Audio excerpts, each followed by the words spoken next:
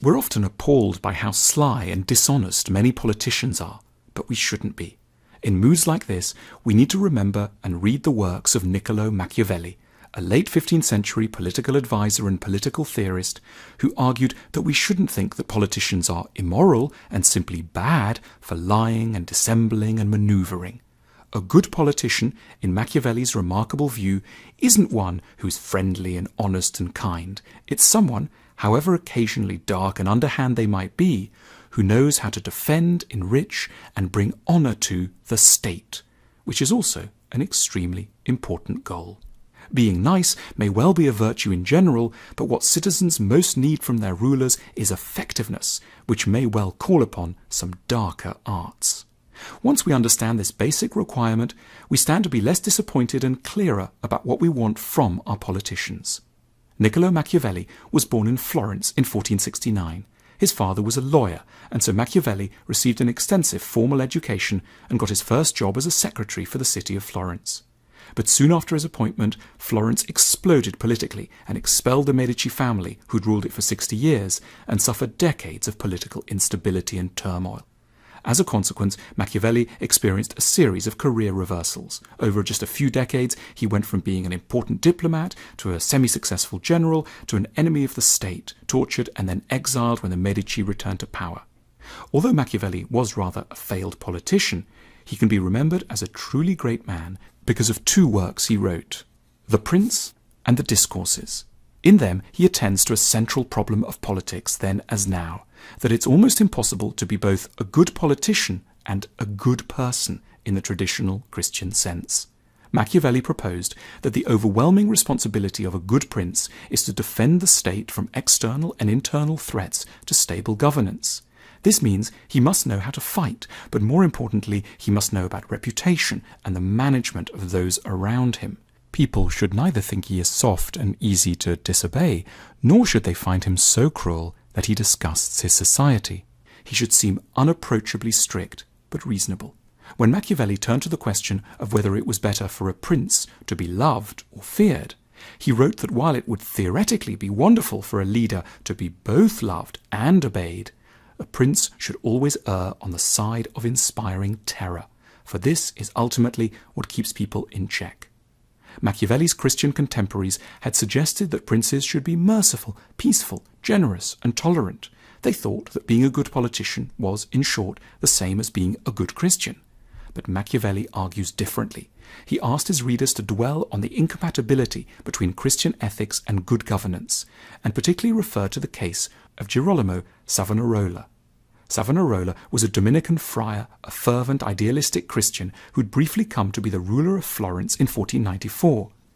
He'd come to power promising to build the city of God on earth in Florence. He'd preached against the excesses and tyranny of the Medici government, and even managed for a few months to lead Florence as a peaceful, democratic, and relatively honest state. However, Savonarola's success could not last, because, in Machiavelli's view, it was based on the weakness that always attends being good in the Christian sense.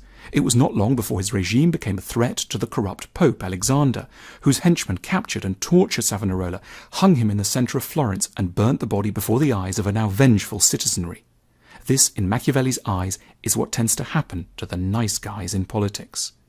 Rather than follow this unfortunate Christian example, Machiavelli suggested that a leader would do well to make judicious use of what he called virtù, virtue. Machiavelli's concept of virtù for politicians involves wisdom, strategy, strength, bravery, and when necessary, ruthlessness. In fact, at one point, Machiavelli uses the deliciously paradoxical phrase criminal virtue to describe the necessary ability of leaders to be cruel in the name of the state and yet still good as leaders. Machiavelli provided some criteria for what constitutes the right occasion for a bit of criminal virtue. Any violence must be strictly necessary for the security of the state. It must be done swiftly, often at night, counselled Machiavelli, and it shouldn't be repeated too often, lest a reputation for mindless brutality builds up. Machiavelli gave the example of his contemporary, Cesare Borgia, whom he admired as someone who knew how to be tough but not too tough, though we might question the criteria Machiavelli used. When Cesare conquered the city of Cesena, he ordered one of his mercenaries, Ramiro de Orco, to bring order to the region, which Ramiro did through swift and brutal ways. Men were beheaded in front of their wives and children, property was seized, traitors were castrated.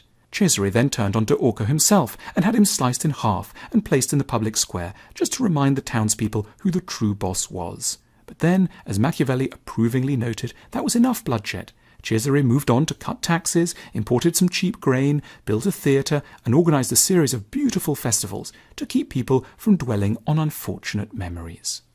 The Catholic Church banned Machiavelli's works for 200 years because of the force with which he had argued that being a good Christian was incompatible with being a good leader. But even for atheists and those of us who are not politicians, Machiavelli's insights are important. He writes that we cannot be good at or for all things, not only because of our limited abilities and resources, but also because of conflicts within moral codes. Some of the fields we choose, if not politics, then perhaps business or family life, may require what we evasively call difficult decisions, by which we really mean ethical trade-offs. We may have to sacrifice neo-Christian visions of kindness for the sake of practical effectiveness. We may have to lie in order to keep a relationship afloat. We may have to ignore the feelings of certain employees to keep a business going. And that, insists Machiavelli, is the price of dealing with the world as it is and not as we feel it should be. The world has continued to love and hate Machiavelli in equal measure for insisting on focusing our attention on the uncomfortable tension between two things we love and always want to have together but perhaps can't: effectiveness and niceness.